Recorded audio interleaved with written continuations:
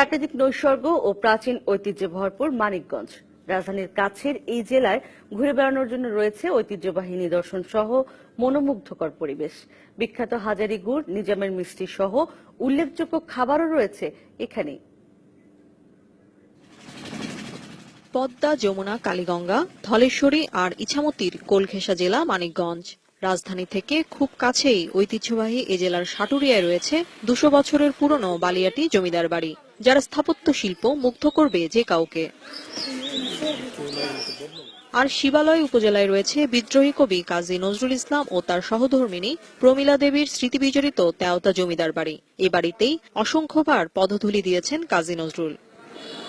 এছাড়াও পরিবার পরিজন নিয়ে ঘুরে বেড়ানোর মতো দৃষ্টিনন্দন স্থান রয়েছে এ জেলাতেই। Proshika resort, Nahar garden, oxygen resort ও মুন্নু সিটির রংধনু রেস্টুরেন্ট।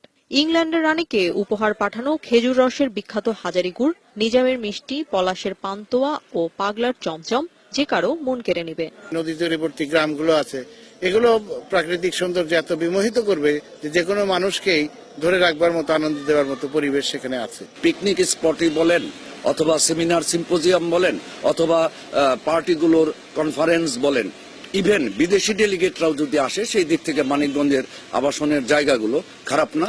মানিকগঞ্জের মানুষ সাধারণত ভোজন রসিক। কথিত আছে যে এই যে ঝিটকার যে হাজারী গুড়, এই হাজারী গুড়টা এক সময়ে ব্রিটেনের রানীর কাছে পাঠানো হয়েছিল।